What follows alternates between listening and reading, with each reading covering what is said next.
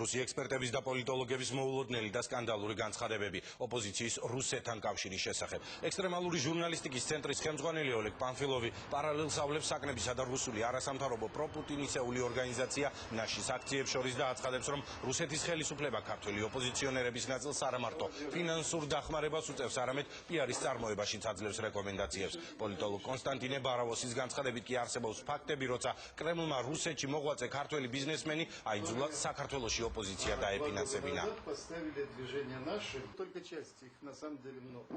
Кремль хочет вернуть Грузию под свое. Ჩემთვის გასაკვირი იქნებოდა, რომ არ ყოფილიყო ფინანსური, მორალური და იდეოლოგიური მხარდაჭერა, რადგან გასაგებია კრემლის პრეტენზიები საქართველოს მიმართ.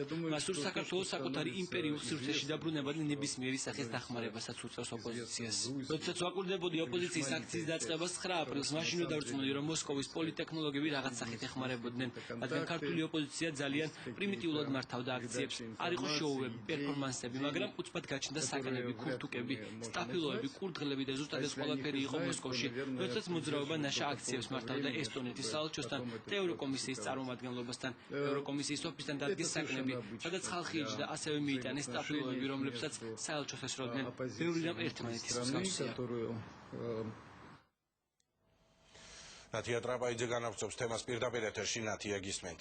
დიახ, ერთ-ერთი რუსი პოლიტოლოგი ბარავოი დღეს კურიერთან საუბრისას აცხადებს, რომ მას აქვს დადასტურებული ინფორმაცია, რომ კრემლში ყავდათ დაბარებული ქართველი ბიზნესმენები, რომლებსაც პირდაპირ მოსთხოვეს, რომ დააფინანსონ ქართული ოპოზიცია. ასევე მეორე პოლიტოლოგი რაძიხოვსკიაც არ გამორიცხავს, რომ საქართველოში საპროტესტო აქციები და ოპოზიცია ფინანსდებოდა სწორედ რუსეთიდან.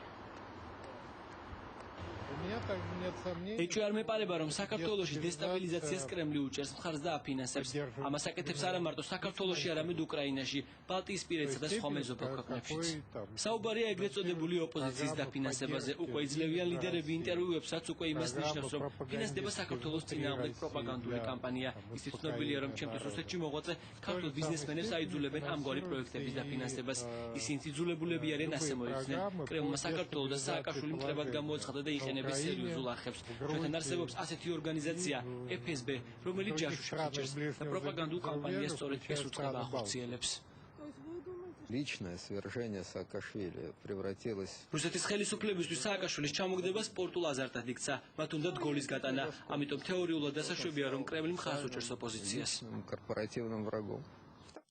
რაძიხოვსკის, ბარავოის და პარფილოვის კომენტარებზე განცხადება გააკეთა დღეს ოპოზიციის ლიდერმა ლევან გაჩეჩილაძემ, რომელმაც უარყო რუსი პოლიტოლოგების განცხადებები და დღესაც ირწმუნებოდა, რომ ისინი არანაირ დაფინანსებას არ ღებულობენ რუსეთიდან. მეტიც ლევან გაჩეჩილაძე დღესაც აცხადებდა, რომ მისი ზუსტი ინფორმაციით კრემლმა არა მარტო ქართულ, არამედ არაქართულ ბიზნესმენებსაც ოპოზიციის დაფინანსება აუქცალა. ზუსტად ვიცი, რომ ქართულ ბიზნესმენებს აკრძალული აქვს ოპოზიციისთვის ფულის მიცემა. აკრძალული აქვს, ზუსტად ვიცი. და არა მარტო ქართულ ბიზნესმენებს საქართველოს გარეთ, საქართველოს შიგნითაც აკრძალული აქვს. მიხეილ სააკაშვილის მიერ. რო არ იყოს საქართველოს მოქალაქე, ამით რა დაშავდა, რომ ლევან გაჩეჩილაძეს უცხო ქვეყნის მოქალაქე მაგალითად შვედმა ასესხოს ფული. რა მნიშვნელობა აქვს ფინანსურ სტრუქტურას დავალაგებთ, ეგ პრობლემა არ არის. ფული წყალივით არის, წყალივით, ყველგან შედის, ყველა იმიდან გამოდის. ეს ხელისუფლებას არ ესმის, იმიტომ რომ არ არიან ამ საკითხში კვალიფიციურები. გვარი იმ ადამიანების, ვისგანაც ლევან გაჩეჩილაძე ფულს ელოდება, დღესაც არ დაუსახელებია, თუმცა ოპოზიციის ლიდერმა დღეს კიდევ ერთი განცხადება გააკეთა იმასთან დაკავშირებით, რომ მან იცის, რომ კრემლში საქართველოს წინააღმდეგ რამდენიმე გეგმა მუშაობს. საქართველოს წინააღმდეგ გეგმები კრემლში რო არის, ეს 2-2-4-ია, რა თუნდა მაგას ლაპარაკი ხალხო რა. მე არ ვიცი, რის გამო აუგზალეს, მაგრამ ეხლა კრემლი რომ დღენია და გეგმავს საქართველოს წინააღმდეგ სხვადასხვა ოპერაციებს, ეს არის 2-2-4. რა თუნდა ამას ეხლა, აბა ლევან გაჩეჩილაძემ გააკეთა ოკუპაცია?